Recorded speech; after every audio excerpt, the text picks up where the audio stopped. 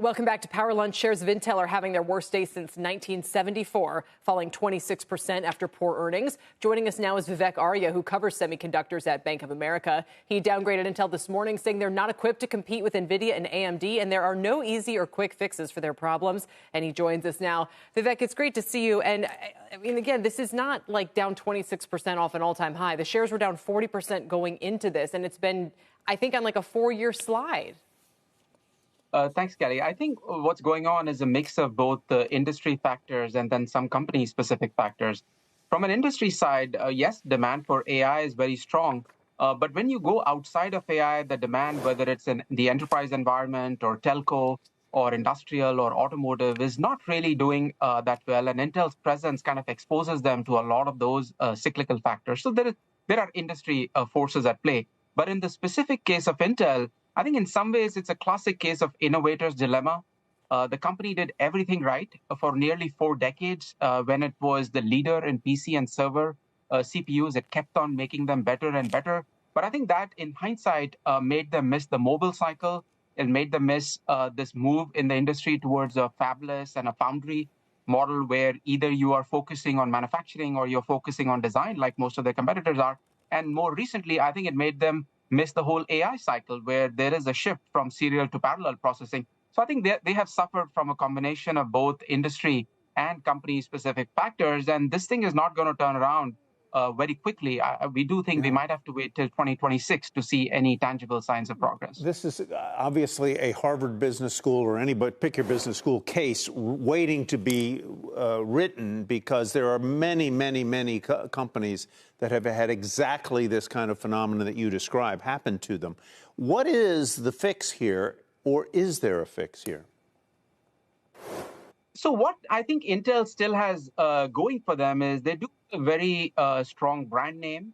They have a lot of very good US-based manufacturing assets, even though they are not up to par in terms of the technology that Taiwan Semi has. You know, they are 1 or 2 steps behind. And then, of course, they have a very strong position in the enterprise. They have a very strong position in the PC market. So Intel does have a few things working for them.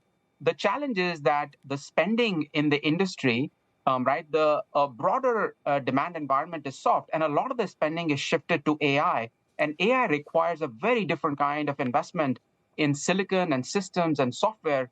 And I think NVIDIA had this vision a decade ago and has been working at this for a decade. And that's really hard, not just for Intel, by the way. I think it's been hard for everyone else in the industry to catch up. So we do think that, Intel stays a player in the industry, but the time for it becoming relevant again, I think that time is going to be difficult to get back to. I was just going to say, Vivek, that I think this is a good reminder if we hadn't had AI, what the economy and the business cycle might look like, because the semis are a poster child of someone that's swung from shortages to gluts, much like we're seeing in autos now and so forth. What were their gross margins at peak of the last few years, and what are they now? Sure. At its peak, Intel's gross margins were over 65%. Wow. Now they are 38%. Wow. Right. As go gross margins, so goes Intel. And, gross margins are a very important indicator of pricing, of value capture, of differentiation, of execution. And just to put it in context, NVIDIA's gross margins are 75%, nearly twice that of Intel. And by the way, those gross margins are after paying Taiwan Semi to manufacture products for them. So that's the extent of distance that NVIDIA has put between themselves and Intel. You listed some of Intel's various assets, the things that they do have going for them.